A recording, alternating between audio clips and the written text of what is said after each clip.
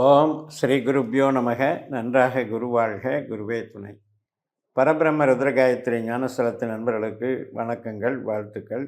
நாம் சனியை பற்றி பார்த்துக்கிட்டு இருக்கோம். அதில் மிதுன லக்னத்திற்கு பார்க்கலாம். சனி நம்மளுக்கு யார்? உண்மையிலேயே சனி எல்லாருக்கும் கஷ்டம் தர்றாரு தான்.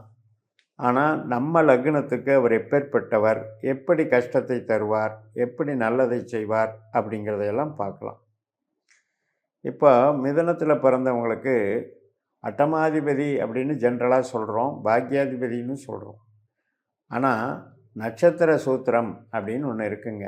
இப்போ நம்ம லக்னத்துக்கு 2ஆம் இடத்துல சனியினுடைய நட்சத்திரம் இருக்குது. இந்த 2ஆம் இடம் அப்படிங்கிறது என்ன அப்படின்னா, காசு பணம், குடும்பம், நம்ம ஒரு பொருளை வாங்கிறது, பொருளை சேமிக்கிறது, எந்த விதத்துலேயும் நாம் ஒரு டெவலப்மெண்ட்டுக்கு ரெடி பண்ணுறது, அது எந்த மூலமாக பொருள் வருதுங்கிறத சுட்டி காட்டுற இடம் 2ஆம் இடம். அதே 6ஆம் இடமான விருச்சிக ராசியில் சனியினுடைய நட்சத்திரம் இருக்குது. 6ஆம் இடம்ங்கிறது உழைப்பு. ஆனால் அதே நேரத்தில் கடனை குறிக்கிறது, பகை வழக்குகளை குறிக்கிறது, நோயை குறிக்கிறது ஸ்தானமும் அதுதான். அதே 10ஆம் இடமான மீன ராசியில் உத்திரட்டாதி நட்சத்திரம் இருக்குது. அது கௌரவத்தை கொடுக்குது, பதவியை கொடுக்குது, புகழை கொடுக்குது, ப்ரமோஷனை கொடுக்குது, தொழிலை கொடுக்குது. சரி, இப்போ சனி நமக்கு நல்லவரா கெட்டவரா அப்படின்னா, பணத்துக்கும் உத்தியோகத்துக்கும் தொழிலுக்கும் ரொம்ப ரொம்ப நல்லவர்.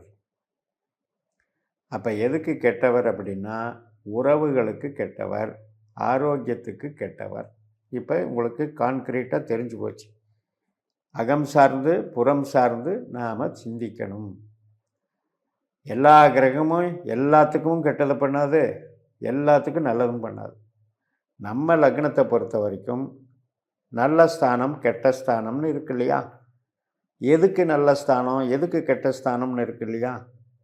இப்போ நமக்கு ஒரு ஆரோக்கியமான ஒரு வாழ்க்கை அப்படிங்கிறதுக்கு நல்ல ஸ்தானம் அப்படிங்கிறது 1ஆம் இடம், 3ஆம் இடம், 5ஆம் இடம், 7ஆம் இடம், 9ஆம் இடம், 11ஆம் இடம். இதெல்லாம் ஆரோக்கியத்துக்கும் உறவுகளுக்கும் ரொம்ப ரொம்ப நல்லது. சரி, பொருளாதாரத்துக்கு எது நல்லது அப்படின்னா 2ஆம் இடம், 6ஆம் இடம், 10ஆம் இடம் நல்லது. இந்த ரெண்டுக்குமே கெடுக்கிற ஸ்தானம் எதுன்னா 4ஆம் இடம், 8ஆம் இடம், 12ஆம் இடம் கெட்டது.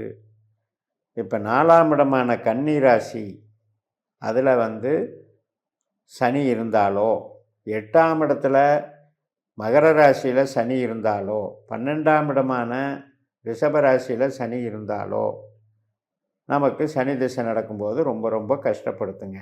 இவ்வளோதான் அதில் சூத்திரம். சரி, கோச்சாரத்தில் வரும்போதும் அதே மாதிரி தான். இப்போ சனி 2.5 வருஷம் கன்னி ராசியில் வர்றாருன்னு வைங்க.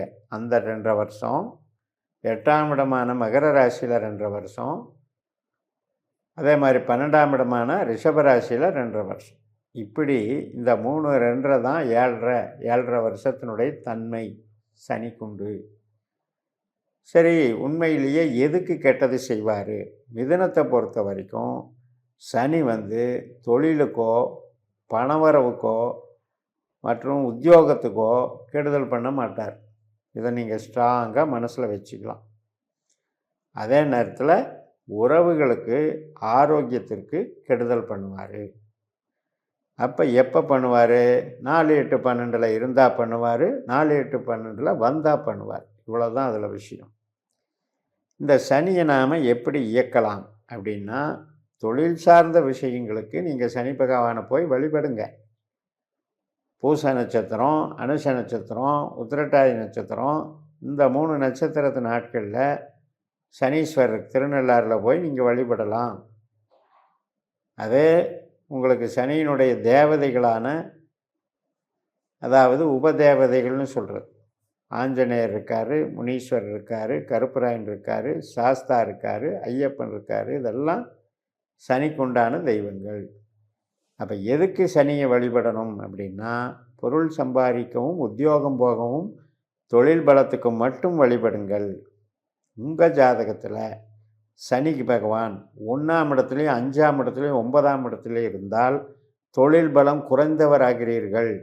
ஆனாலும் நீங்கள் சனியை வழிபட்டு தான் தொழிலை மேன்மைப்படுத்திக்கணும். 2ஆம் இடத்துலையும் 6ஆம் இடத்துலையும் 10ஆம் இடத்துலையும், அதாவது கடகம் விருச்சிகம் மீனத்தில் இருந்தால் உங்களுக்கு நல்லவர். சனி தொழிலுக்கு நல்லவர், ஆனால் ஆரோக்கியத்துக்கு கெட்டவர்.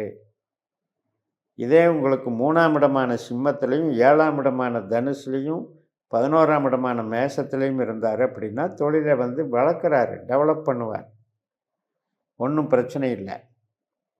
ஆனால் அதே நேரத்தில் ஹெல்த்தை பார்த்துக்கணும். 4, 8, 12 இருக்கும்போது தான் ரொம்ப ரொம்ப சிக்கல். தொழிலையும் பார்த்தீங்கன்னா கொடுப்பாரு, ஆனால் கொஞ்சம் கஷ்டத்தோடு கொடுப்பார். அதாவது அதிருப்தி மனப்பான்மையோடு இருக்கணும். ஆனால் கெடுக்க மாட்டார் தொழிலை. ஆனால் அதே நேரத்தில் ஆரோக்கியத்துக்கும் உறவுகளுக்கும் ரொம்ப ரொம்ப பாதிப்பை கொடுத்துருவார். இப்போ நாம் 4 விதமாக பார்த்துருக்கோம். 1, 5, 9 இருந்தால் ஒரு விதம், 2, 6, 10 இருந்தால் ஒரு விதம், 3, 7, 11 இருந்தால் அதுவும் ஒரு நல்ல அமைப்பு. 4, 8, 12 மட்டும் ஆகாது. 1, 5, 9 பொருளாதாரத்துக்கு வீக் ஆயிடுது. இந்த விதத்தில் நீங்கள் ரிஷபத்துக்கு நீங்கள் பலனிடுங்க. அதாவது மிதுனத்துக்கு நீங்கள் பலனிடுங்க. இந்த ரிஷபத்தில் சனி வரும்போது தான் உங்களுக்கு செலவு ஆகிடும். உங்கள் ஜாதகத்தில் சனி ரிஷபத்தில் இருந்தால் உறவு சார்ந்த வகையில் செலவுகளை கொடுப்பார ஒழிய, பணம் சார்ந்த வகையில், உத்தியோகம் சார்ந்த வகையில், தொழில் சார்ந்த வகையில் நல்லது தான் பண்ணுவார். அப்போ 12ல் சனி, 4ல் சனி, 8ல் சனி மட்டும்தான் உங்களுக்கு நெகட்டிவ். 2, 6, 10 இருந்தால் ரொம்ப ரொம்ப பாசிட்டிவ். சனியினுடைய தொழிற்சாலைகள்லாம் பார்த்திங்கன்னா பூரா லேபர் இண்டஸ்ட்ரி, அதாவது கூட்டம் கூட்டமாக. இப்போ சனி வலுத்தவங்க பார்த்திங்கன்னா தொழிற்சங்க தலைவர்களாக இருப்பாங்க. ஏழைகளின் தலைவன், உழைப்பாளிகளின் தலைவன் அப்படின்ற அந்த பட்ட பேர் அங்கே இருக்கும். அப்போ மெஷினரி, மெக்கானிசம், துப்புரவு தொழில், பப்ளிக் சர்வீஸு, சுகாதாரத்துறை, இது எல்லாத்துலேயுமே சனி டெவலப் பண்ணுவார் உங்களுக்கு. ஏனென்றால் நமக்கு சனி நட்சத்திர ரீதியாக சனிதான் கர்மாவை அதாவது என்ன தொழில் என்கின்ற கர்மாவை நிர்ணயிப்பவர். அதன் மூலம் நமக்கு வருமானத்தை தருபவர். அதன் மூலம் நமக்கு ஒரு அதிகாரத்துவத்தை கொடுப்பவர். ஒரு வேலை செஞ்சால் அதுக்குன்னு ஒரு மதிப்பு இருக்குல்ல, இவர் இன்ன துறையில் இருக்காருன்னு சொல்கிறதுக்கு. அது மாதிரி பெரிய பெரிய கனரக வாகனங்கள், ரயில்வே மாதிரியான கனரக தொழிற்சாலைகள், பெரிய பெரிய இயந்திரங்களை வச்சு இயக்கக்கூடிய தொழிற்சாலைகள், இதெல்லாம் நமக்கு சனியினுடைய காரகத்துவம். அப்போ உங்களுக்கு நல்லவரான சனி எங்கெங்கே இருக்காரோ அதை வச்சு தான் அவர் கெட்டவராக மாறுறது. அது எதுக்கு கெட்டவராக மாறுவார், அகம் சார்ந்து கெடுதல் பண்ணுவாரா, புறம் சார்ந்து கெடுதல் பண்ணுவாரான்னு எல்லா லக்னக்காரர்களுக்கும் ஆலோசனை பண்ணி தான் கிரகத்தை பிரித்து பார்க்கணுமோ இல்லையா. பொதுவாக ஒரு கிரகம் நம்மளுக்கு எல்லாத்துக்குமே கெட்டது பண்ணும், எல்லாத்துக்குமே நல்லது பண்ணணும்னு எடுக்கிறது தவறு. அப்படின்றதுக்காகத்தான் இந்த பதிவு என்று சொல்லி நிறைவு செய்கிறேன். இந்த சேனலை சப்ஸ்கிரைப் பண்ணி ஷேர் பண்ணுங்கள். இப்போ தனிப்பட்ட ஜாதக பலாபலன்களை என்னுடைய வாட்ஸ்அப் நம்பரில் தொடர்பு கொண்டு பலன் பெறுங்கள். உங்களிடமிருந்து விடைபெறுகிறேன். உங்கள் ஜெயம்எஸ். நன்றி, வணக்கம்.